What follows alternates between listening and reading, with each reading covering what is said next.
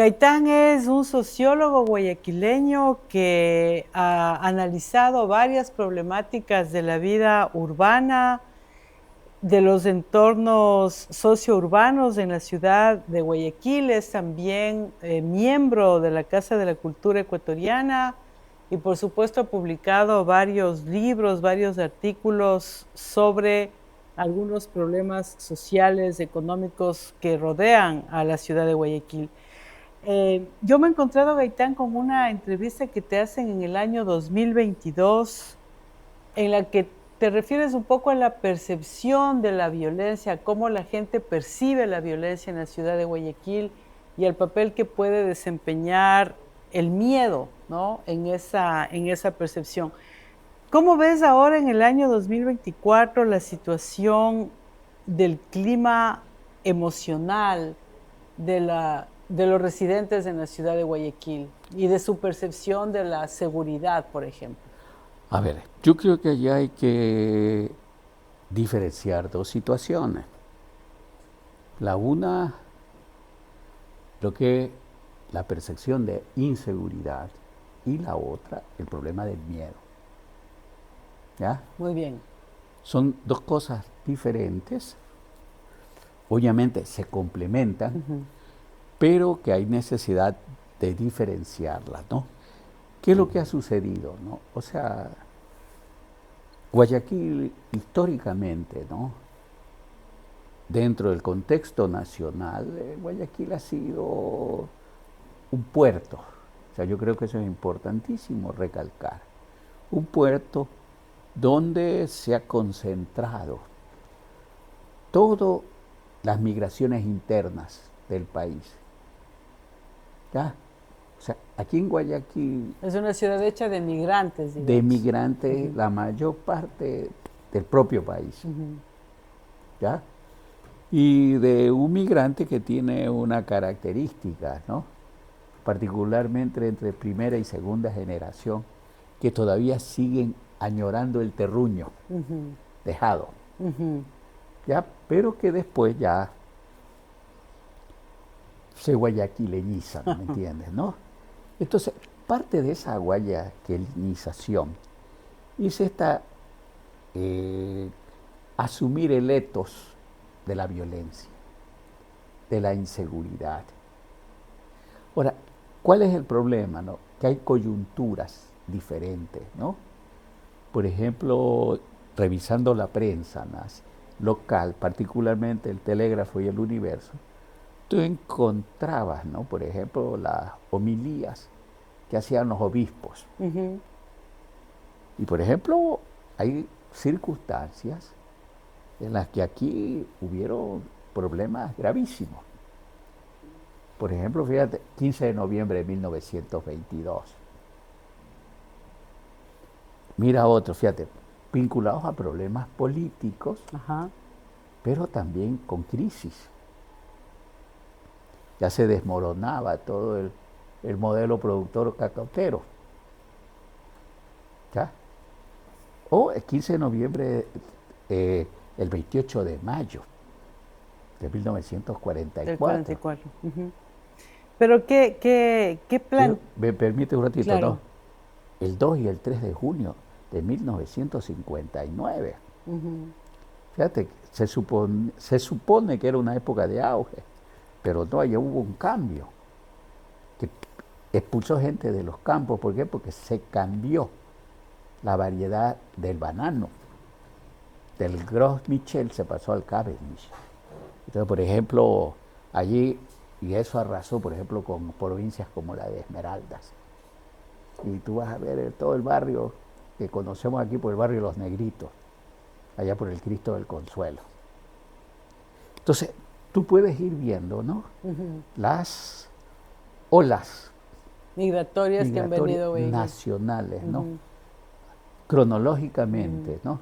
Y también allí ir montando el problema ya de la violencia, ya de generación de delincuencia. Ahora, ¿qué es lo que sí vale recalcar aquí, no?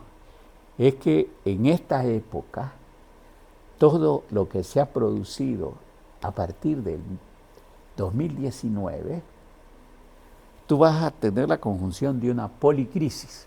Ajá. ¿Ya? Es decir, va a haber la crisis económica, va a haber la crisis sanitaria, va a haber crisis educativa, etcétera, etcétera, etcétera. Entonces, y eso se agrava mucho más con el problema de la pandemia. Es decir, para muchos estudiosos, tanto como ciudad y como país, hemos regresado, ¿me entiendes? Hemos regresado ya al periodo de los 90. Digamos, Gaitán, para un poco tratar de reproducir o de decir cómo yo entiendo lo que tú planteas, por un lado, parecería que hay unas crisis periódicas. O sea, 1922, 1944, 1959, yo no sé, supongo que después del regreso a la democracia se presentan otras y ahora el panorama sería, en un sentido, un poco peor, ¿no? Pero te referías a dos cuestiones sobre las que quisiera profundizar un poquito, y una es esta del etos de la violencia, porque, por ejemplo, Enrique Echeverría, no es Enrique, sino Bolívar. El filósofo Bolívar Echeverría habla del etos barroco, pero tú hablas como de un etos de la violencia que casi sería propio o que caracterizaría al puerto de Guayaquil, independientemente de las migraciones o debido a las migraciones. A ver, tiene los dos criterios, ¿me entiendes? ¿No? ¿Por qué? Porque viene una gran parte de una cosa que muy poco se ha estudiado aquí en el país, que es la violencia rural. ¿Ya? Entonces, trajo mucha de la violencia rural, pero también con patrones que se fueron urbanizando. O sea, yo quiero señalarte, ¿no? Porque, por ejemplo, mi colega trabaja conmigo, ha hecho una publicación, ahora el año 22, ¿ya? Cómo el malecón estructura la ciudad. ¿Por qué? Porque todo el movimiento, desde el último traslado, ¿ya?, de la ciudad de Guayaquil, se va haciendo a partir del río. Y es el río que te va dando las pautas del crecimiento urbano. Muy bien, muy bien. Y con ello, la situación se torna, podríamos decir, mucho más compleja y diversa a partir de 1914, cuando se apertura el canal de Panamá. Entonces tú ahí vas a comenzar ya a tener en Guayaquil una cantidad de migraciones internacionales, que son procesos migratorios, por ejemplo, de españoles, ya catalanes predominantemente. Vas a tener italianos, libaneses, chinos. Es decir, y tú vas a ver una ampliación, y eso te va diversificando, ya te va diversificando los patrones culturales y nuevas formas de manifestación de este tipo de violencia, ¿me entiendes? Bueno, es muy interesante, yo te oigo como quiteña porque me parece que Quito frente a Guayaquil son simplemente dos realidades sociopolíticas distintas, y como tú dices, esto de ser un puerto y de acoger tanta migración interna cuanto migración internacional configura otra ciudad y definitivamente puede hacer los escenarios más complejos, ¿no? Pero además te has referido a algo en lo que a mí me gustaría profundizar, porque en esta entrevista que yo he estudiado, que tú das en el año 2022, me parece que tú te refieres también a esta ruptura del diálogo, digamos, entre el mundo urbano y el mundo rural. Podríamos pensar que en el campo y en la ruralidad de la costa ecuatoriana hay unos problemas distintos a los que existen en la sierra, en el campo. Total. A mí a veces me ha dado la impresión de que las relaciones en el campo de la serranía son más jerárquicas, o sea, el patrón es hacia lo guasipungo, ¿no? Y en la costa me parece que son un poco más horizontales, ¿o estoy equivocada en mi lectura? No, hay una percepción un tanto subjetiva, ¿me entiendes? ¿No? Yo te diría, mira, fue aquí se plantea lo que se llama, ¿no?, el gamonalismo, ¿no? Toda la estructura de la hacienda que era para la exportación. La gran hacienda cacaotera, cafetera, supongo. Arrocera, todo esto. De bananera ahora, ¿no? Claro. O sea, fue también muy vertical, muy jerárquica. No te olvides que nos hacemos en una matriz. Por ejemplo, que Bolívar la rescata, Bolívar de Echeverría la describe bien. O sea, una matriz en donde el poder estaba dada en tanto y en cuanto a la posesión de la tierra. Entonces tú dices que también es jerárquica, gamonal, claro, terrateniente. Sino que se manifestó de otras formas. Por ejemplo, en la costa ecuatoriana hubo un bajo nivel de incidencia de la iglesia. ¿Te das cuenta? Allí primó más la unión libre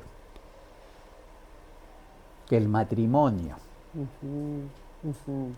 ¿Me entiendes? No hubo presencia del Estado. Pero podía pasar, como parece que en la sierra ecuatoriana sí que ocurría, que se vendían haciendas, como decían, con indios y todo. Acá pasaba lo mismo. Tú la dabas poblada. Entonces el nivel jerárquico era... Claro, sino que tenía otro tipo de manifestaciones. Muy bien. Por ejemplo, yo te digo, me acuerdo que me tocó ver un trabajo, una tesis de doctorado de una amiga francesa que era con la Universidad de Burdeos, ¿ya? Sophie Bock. Entonces, por ejemplo, que yo te digo, cuando anduvimos recorriendo, te encontrabas cepos, tenían cárceles propias, ¿me entiendes? Entonces, fíjate, ¿eso qué te demostraba? La ausencia del Estado. Que tal vez tú dices que en la sierra estaba más presente. Más presente, ¿me entiendes? Tal vez eso tiene que ver con el famoso y odioso centralismo, ¿no? Claro que sí, ¿me entiendes? ¿No? Pero es un proceso que se va gestando en plazos demasiado largos. Es decir, si tú lo tomas desde 1830, ¿no? Tú vas a ver que el primer gran integrador del país es el viejo luchador, con el ferrocarril trasandino, ¿me entiendes? ¿No? Tú te das cuenta, antes teníamos mayor facilidad para ir a Lima, 4 días en Balandra, que para ir a la sierra, en los Guandos tenías que ir en 15 o 20 días. Qué interesante. Entonces yo te doy esto, ¿no? ¿Por qué?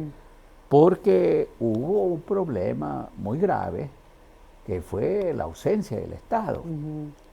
Entonces, tú vas a ver, por ejemplo, aquí toda la cultura corporativa. ¿Ya?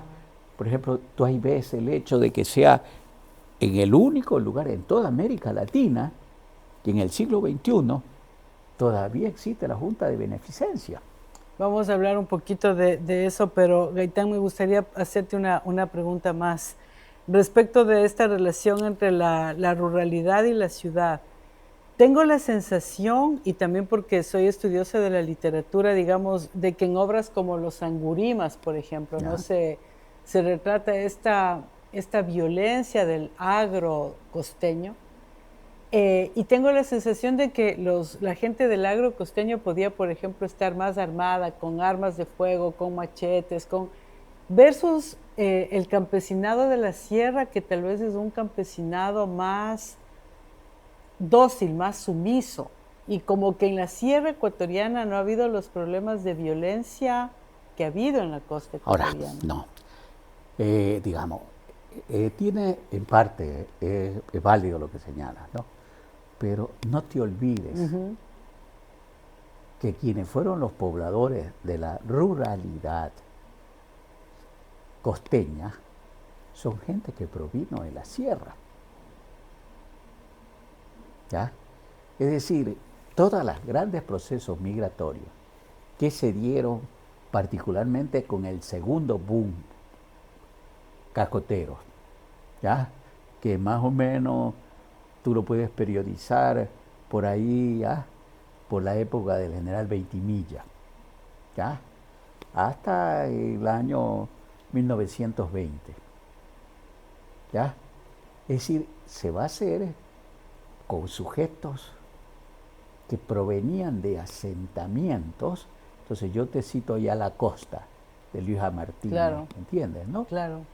Que eran sujetos, si se pudiera hablar, de clases medias bajas, pero que asumen totalmente el patrón de cultura costeña. O sea, ¿por qué obviamente tendría que estar armado? Por ejemplo, particularmente con el machete. Por la naturaleza, ¿me entiendes? Contra las culebras, contra todo este tipo de cuestiones, ¿no? ¿Tú crees, Gaitán, como sociólogo, te hago esta pequeña interrupción, que la geografía es una gran impronta en la cultura humana? Por supuesto, por supuesto. Y que es, o sea, teniendo cuidado de no caer en el determinismo, ¿no? Así Pero es.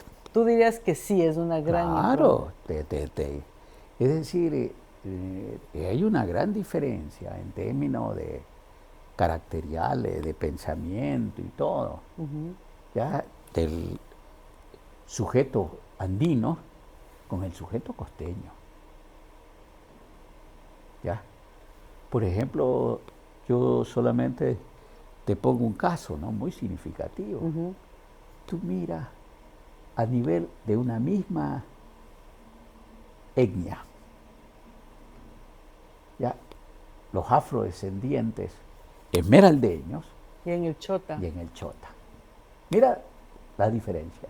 El uno un negro liberto y el otro un dependiente, ya que cuyo proceso de manumisión se va a dar solamente tardíamente con el general Urbina. ¿Me entiendes? Pero fíjate, son dos tipos diferentes, ¿ya? En términos de sus patrones referenciales culturales. Muy bien, Gaitán. Me parece como muy interesante esta primera aproximación. Seguramente podríamos profundizar muchísimo más, pero es como una entrada, ¿no? Me gustaría que nos concentráramos un momento en la ciudad de Guayaquil. Yo vivo en el centro de la ciudad, la Universidad de las Artes, donde yo trabajo, está en el centro de la ciudad. ¿Qué aunque sea un poco difícil pedirte así un gran ejercicio de síntesis, ¿crees que se podría hacer algo para que el nivel de violencia, de inseguridad, esto de lo que empezamos hablando al comienzo, del miedo, de alguna manera se atenúe y que la ciudad de Guayaquil pueda tener un presente más pacífico, más seguro? A ver, mira, la cuestión que se da, por ejemplo, con el problema de lo que acá llamamos el casco comercial, ¿ya? Es que ha sido un proceso, por eso te decía, ¿no?, que se trasladó, inclusive lo asumió desde el malecón hacia posteriormente a una suerte de un paralelepípedo que se dio entre Malecón, la calle Boyacá, ya, un poco la Julián Coronel, hasta la avenida Olmedo. Y eso era un poco el casco central comercial, ¿no? Es decir, tú tienes que ver allí todo lo que ha sido el acelerado crecimiento hipertrofiado que ha tenido Guayaquil como consecuencia de toda esta gran movilidad poblacional, inclusive mucha también provocada por el propio desarrollo de los aparatos productivos, ¿ya? Y también por las crisis. Porque así como ha producido movilidad Ha en generado momentos de crisis. auge, también en crisis ha generado también grandes movilidades. ¿Ya? Por ejemplo, como tú, volviendo al referente literario, como tú lo ves en todo el realismo social, ¿ya? De los 5, ¿ya?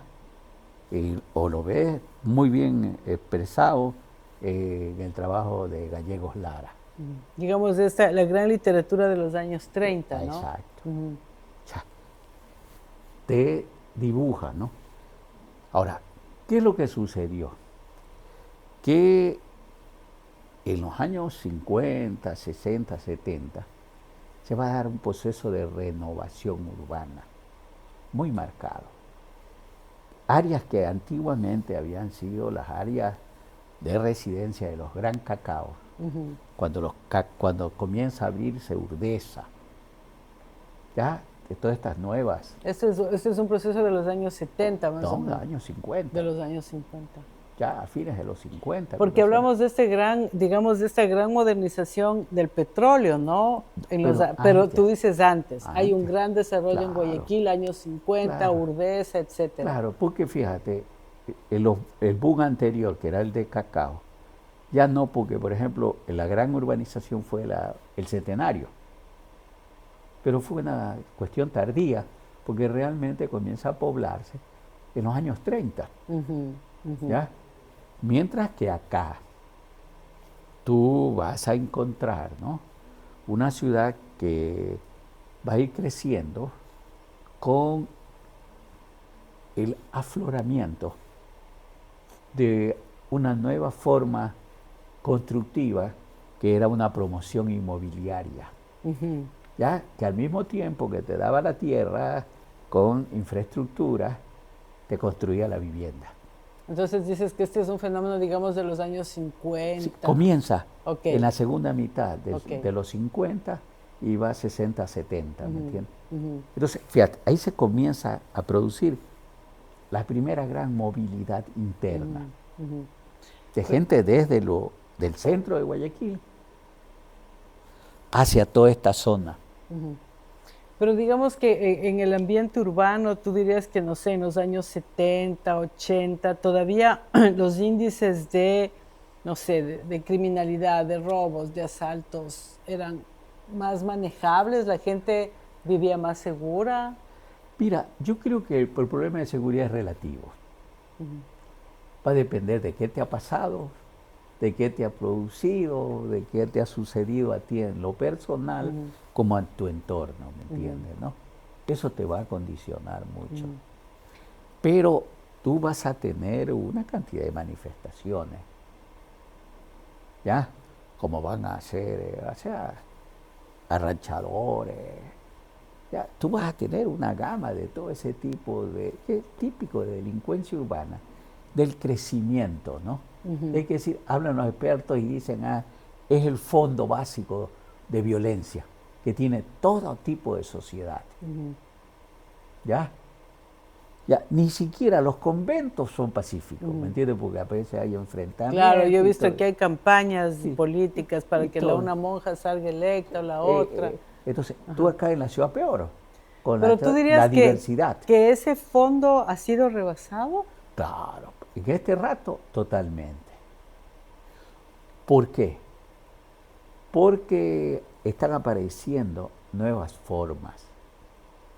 O sea, yo creo que aquí es una de las cosas que hay que destacar, lo que significó el narco, ¿ya? El narcotráfico. En donde nosotros hemos sido una parte muy importante, históricamente.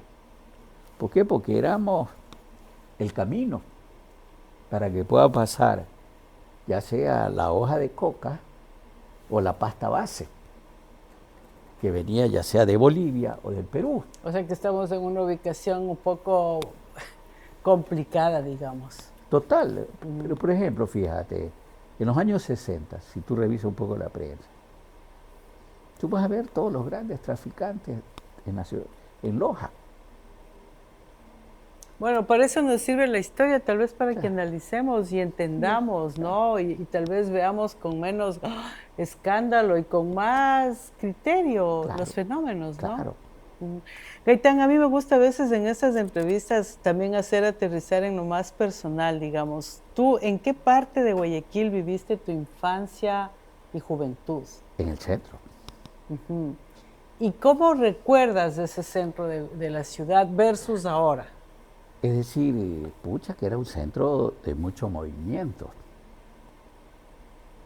que no se agotaba a las 7 de la noche, como pasa ahora, y como pasa desde hace algunos años atrás. O sea, no es un problema reciente. Ujú.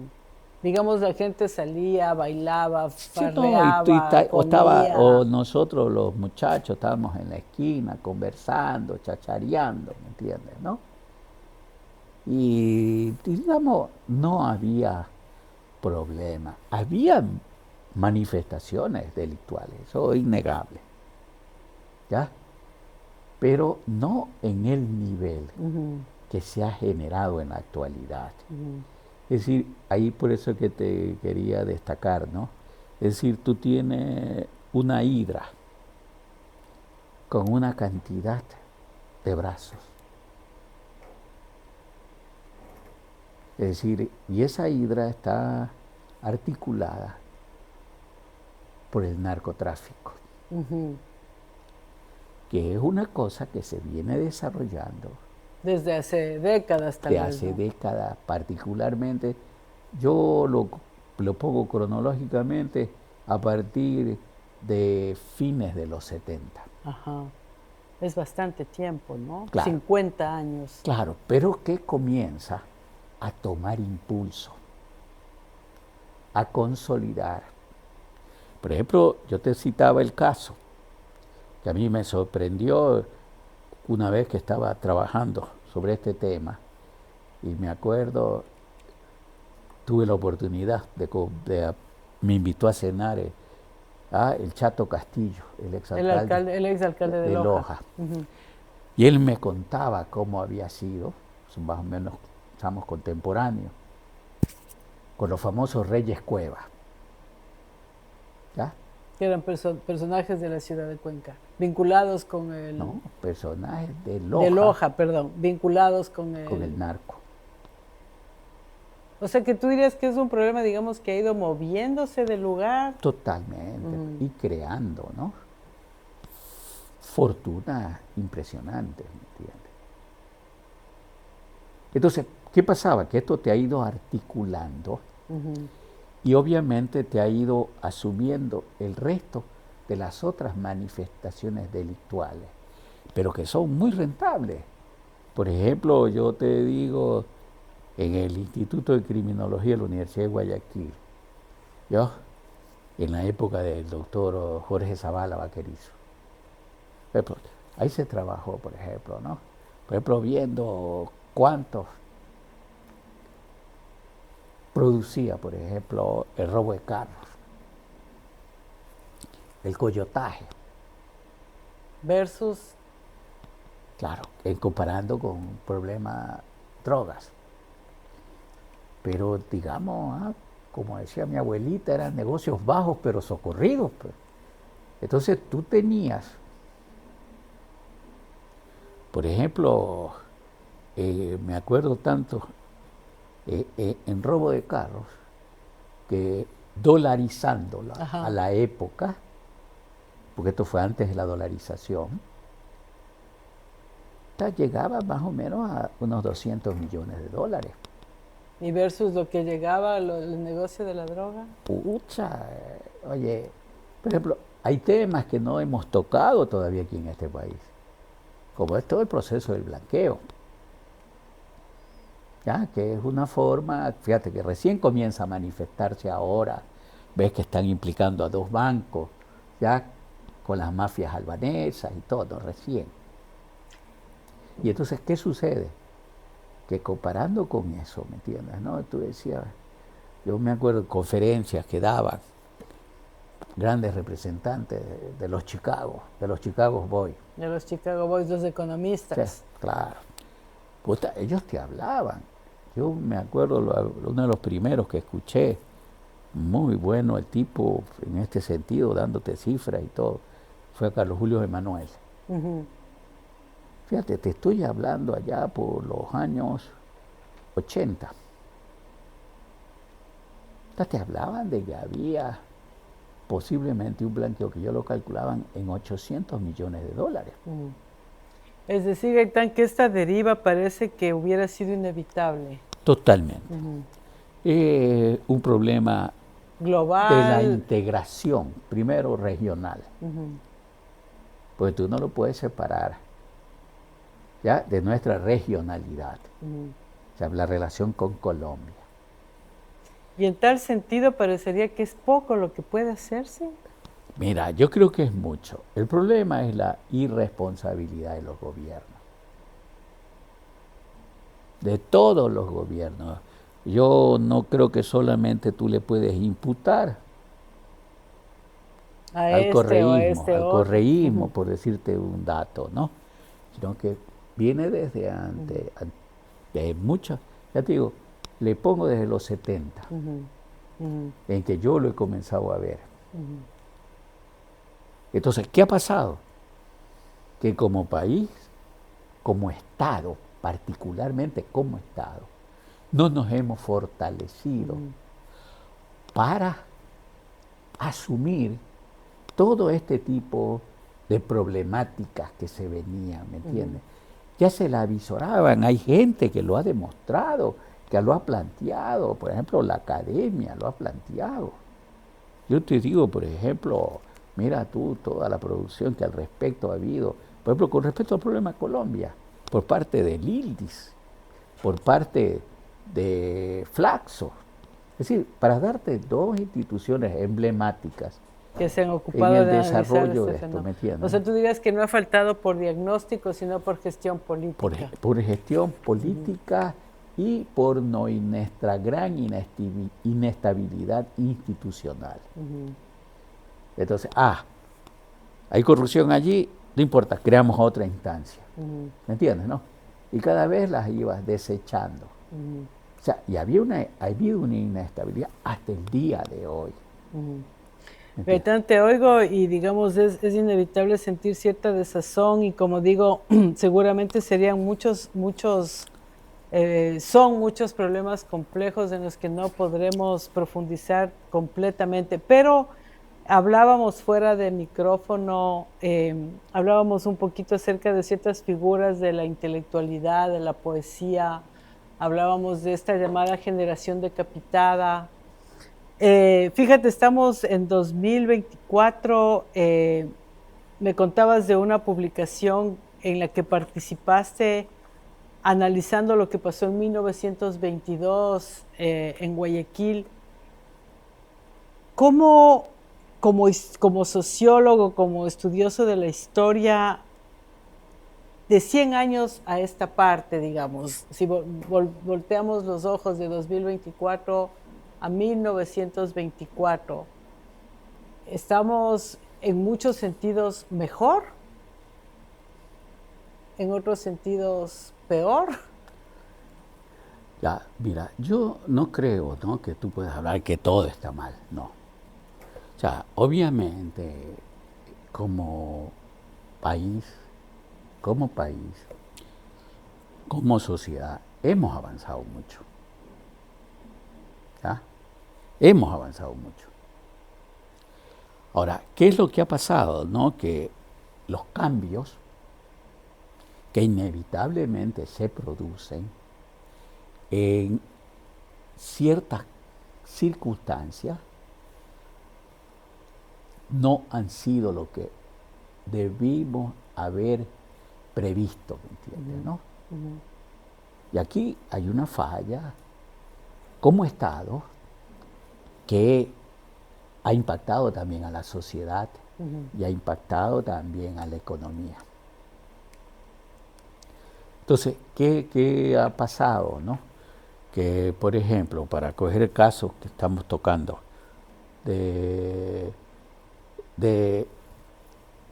ha habido una integración del país, es innegable. En eso digamos que ha habido un avance importante. Un avance, pucha, importantísimo. Cuando tú puedes irte en 30 minutos de Guayaquil a Quito. ¿Me entiendes, no? Es decir, nos hemos cohesionado como país. Ese sería un avance. Un avance en donde ya no tenemos ese regionalismo trasnochado que existía en el siglo XIX, ya hay en la gran parte del XX, ¿me entiendes? No, ahora hay una mayor integración, costeños y serranos, nos visitamos, venimos, vacacionamos, ¿me entiendes? ¿No? Ahora, ¿qué es lo que ha sucedido allí? Es de que por las estructuras muy rígidas,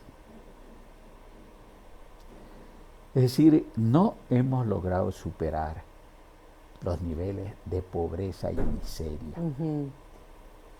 Eso dices en alguna de estas entrevistas que yo leía, como te digo, del año 2022, ¿no? Que todavía hay niveles de pobreza muy grandes. Impactante. Que hay un nivel también como de resentimiento social muy grande. Tú decías que se podría trabajar, por ejemplo, en inversión, en apoyar a las mujeres, porque los casos de feminicidio son brutales, ¿no? Cecilia, el problema para mí es de que hay tantas cosas en las cuales se puede resolver problemas. Se puede. ¿Ya? Por ejemplo, estaba leyendo el informe que había hecho Naciones Unidas, la Agencia de la Lucha contra la Droga y el Crimen de Naciones Unidas, sobre Durán. Entonces, que parece tierra de nadie, ¿no? Claro, pero tú eso no lo puedes entender si lo cortas desde Guayaquil, pues. Porque eso es consecuencia de la hipertrofia de Guayaquil. Pero si tú lo quieres extender solo cortando a Durán, no lo vas a lograr. Nunca. ¿Me entiendes? Porque esa es una ciudad dormitorio, hay problemas graves de empleo, hay miseria, ha zumbado la narcopolítica. ¿Me entiendes? Entonces, ¿qué ha pasado? Que, por ejemplo, hasta ahora andan libres toda esta gente, ¿ya? Porque tú tienes que revisar lo que ha pasado desde el año 1986, en pleno periodo de Febres Cordero, que se cantonizó Durán. Claro. Pero también tienes que ver cuál fue el comportamiento que tenía el municipio de Guayaquil frente a esa parroquia. ¿Me entiendes? Entonces tienes toda una telaraña. Claro que ir desbrozándola, viéndola, comprendiéndola, ¿no? Hay algo a lo que me gustaría que nos refiramos un momento, y es que tú te refieres a que mucha de la población ecuatoriana es una población joven. En el año 2022, más del 80%, más del 50% de la población era menor a 30 años y en las cárceles más del 80% de la población son menores de 30 años. Así es. ¿Qué hacer con esta abundante población juvenil, no? Por eso te digo, es uno de los problemas graves que no se le ha dado salida en el país. Sabiéndolo, porque esto ya se viene revisando desde los resultados del censo del 60. ¿Entiendes? Es decir, no es un problema nuevo, pero nunca se le dio una salida, sino que siempre han sido parches. ¿Ya? Nunca se le ha dado un tratamiento integral. ¿Ya? Porque lo que ha habido es, todo el mundo ha querido estar en la foto y en la primera piedra, y después se olvida. Yo cuando te oigo también me parece que es muy triste que en las esferas de decisión política no estén personas como tú, de la academia, ¿no? ¿Me entiendes? Que no sea un ministro de lo que se llamaba bienestar social o de salud o no sé, sea al mismo tiempo alguien de la academia que entienda los problemas del país. Por ejemplo, fíjate, ese es otro de los problemas graves, ¿no? Es decir, el divorcio que ha habido y que se agudizó. Lamentablemente, después del 2007, se agudizó. Mira tú la cantidad de estudiantes que hay, que no pueden ingresar. Ya, el problema es que tampoco podíamos seguir bajo el régimen de no ingreso libre. De ingresos libres, ¿no? Pero nunca se buscaron los mecanismos. Claro, al mismo tiempo escuchaba que, por ejemplo, para el nivel secundario faltan profesores. Falta todo lo que es la orientación vocacional. Yo te digo, yo tuve ¿Y tú siempre pensaste, Gaitán, en la sociología? Sí, yo te digo, yo tuve la oportunidad de colaborar, fíjate, con la administración de León Roldós en la Universidad de Guayaquil. Pero fíjate, ahí quedó todo inconcluso. Que es otro de los problemas del país, ¿no? Que se cortan los procesos. Claro, entonces, ¿qué pasó? No lo siguió. No se siguió. Y vas a ver posteriormente cómo se desmorona todo lo que se había hecho en 10 años. ¿Me entiendes? Entonces, tienes una fragilidad de la institucionalidad. ¿Me entiendes, no? Y todo se lo está asumiendo como botín político. Gaitán, antes de que sigamos con este análisis que puede ser muy doloroso y muy frustrante, me gustaría hacerte algunas preguntas, como te decía, más en el terreno también personal. Tú tienes nietos. ¿Cómo ves el futuro de tus nietos en la ciudad de Guayaquil? Problemáticos. Yo te digo, tengo 6 nietos, ¿ya? Y realmente yo cuando hablo con mis hijas, tengo 3 hijas, converso sobre esto y le digo, chuta, a ustedes les va a tocar mucho más ya un futuro y un presente mucho más duro que el que a mí me tocó. Yo te digo, yo desde que volví graduado. ¿Volviste de dónde? De Bélgica, ya de la Universidad de Lovaina, del pueblo de Lovaina, porque vale eso, hacer hincapié. Yo nunca he estado desempleado. ¿Ya? ¿Y quién creyera que ahora de viejo me he tomado mis primeras vacaciones? Pero para la gente joven es mucho más difícil conseguir empleo, ¿no? Muchísimo más difícil. Yo te digo, he sido 40 años profesor en la Facultad de Economía de la Universidad de Guayaquil.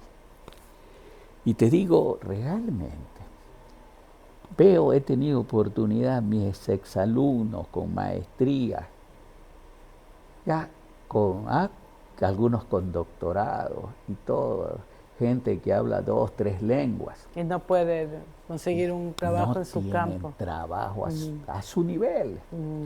Inclusive tenemos un problema gravísimo, el desempleo del diploma. Economistas, taxistas. Claro, eso está pasando. Comerciantes, ¿me entiendes, no?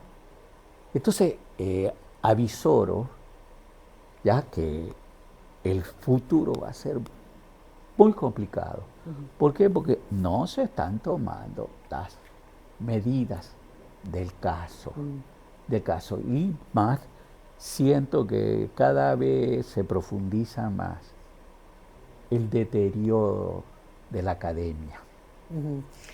Estamos frente a un diagnóstico complicado, pero me parece, Gaitán, que siempre es importante reflexionar y comentar los acontecimientos, si uno no piensa en lo que está viviendo, pues no va a ningún lado, ¿no? Claro. ¿De dónde viene tu nombre? ¿Por qué tu padre se llamaba así? Por mi fecha de nacimiento. ¿Qué es cuál? 26 de julio, Santana. Entonces yo siempre preguntaba a mi papá, ¿cómo me hubiese puesto? ¿Ano o Anito? Entonces, y Jorge Eliezer Gaitán había muerto, lo habían asesinado, ¿no?, el año anterior. en abril del 1948, yo nací el 49. Papá, que era un militante liberal radical, ¿ya? Liberal radical y masón, ¿ya?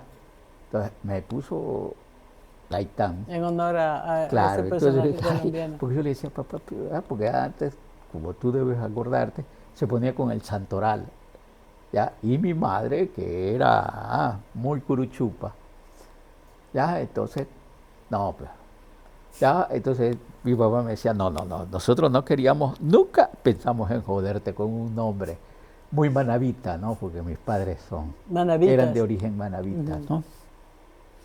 Y tú, Gaitán, saliste descreído como tu padre o creyente como tu madre? Salí más como papá. O sea, ¿Eres creyente? digamos, en ciertos momentos que me pongo a reflexionar, pero digo, como decía cierto pensador, con lo que veo ni en la paz de los sepulcros creo. ¿Bailas, cantas, Nada de esas cosas, no he tenido. tocas algún No, instrumento? lamentablemente he sido cero para la música. ¿Eres un buen lector, Eso digamos? sí. ¿Qué libro estás leyendo actualmente? Bueno, acabé de leer, te digo que me lo mandó una hija mía, el último, el post-mortem del Gabo. ¿Ya? ¿Cómo es? En agosto nos En vemos. agosto nos vemos, que no, te soy sincera. No, no te gusta No, tanto. no. ¿Es uno de los autores de cabecera tuyos, autores literarios? Yo te digo, me gustó muchísimo toda su producción y creo que me la he leído toda. ¿Ya? Entonces, yo sí tengo mucho, además reviso mucho también la prensa internacional. ¿Hay algún periódico que leas con interés? Tengo 5. Dinos cuáles son.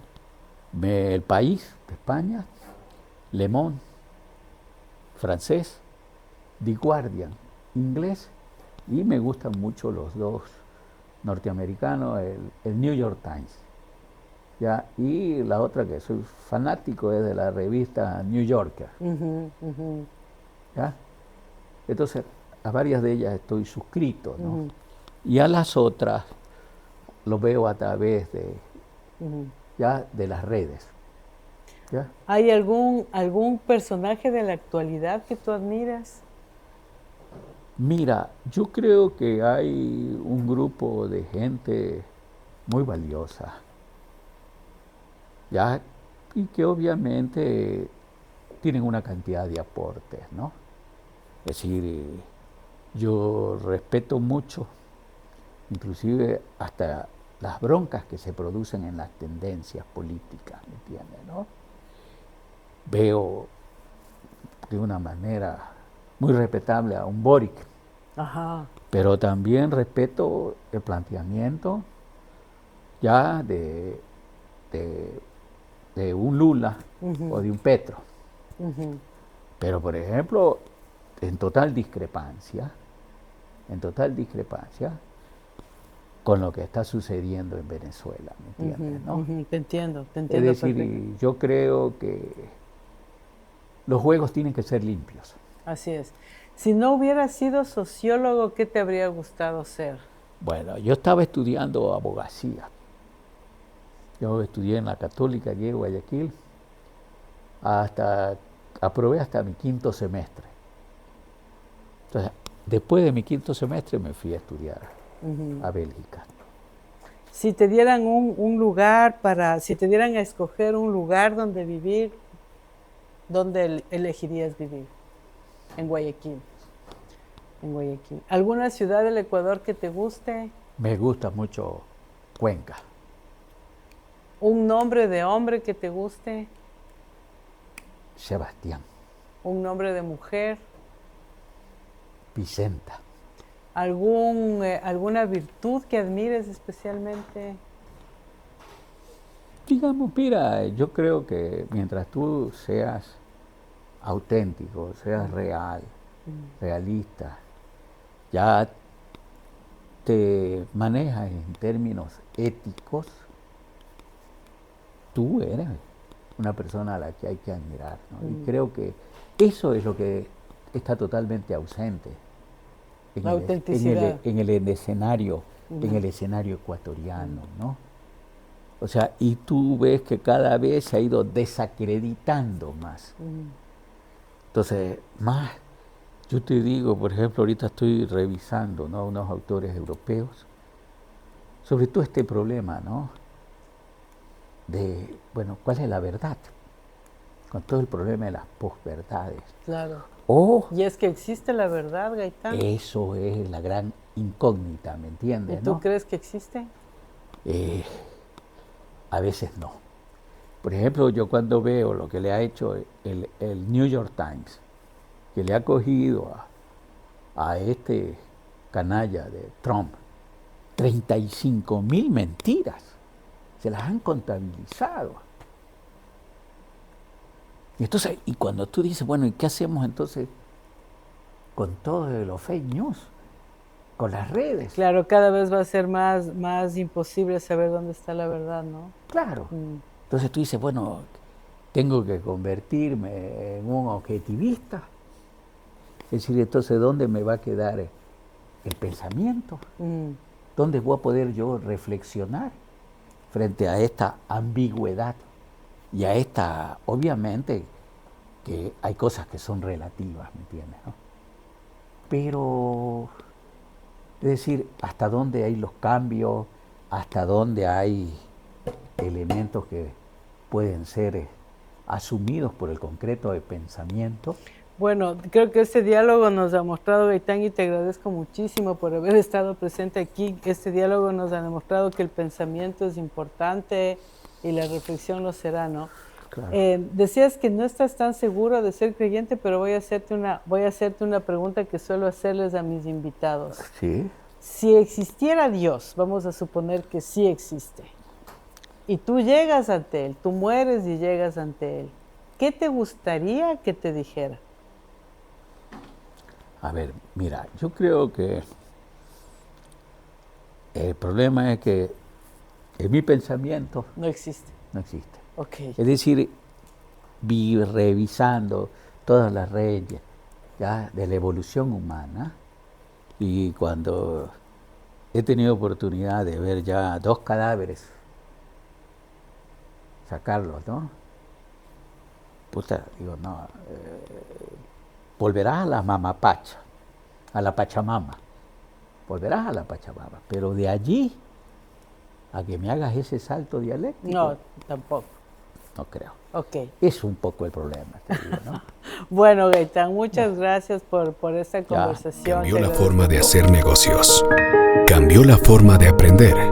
La forma de cuidarnos. Cambiaron las oficinas y las salas de reuniones. Y aunque los cambios siempre son un desafío, el éxito está en contar con el aliado correcto. En utilizar la tecnología de hoy para ser la empresa que quieres ser mañana.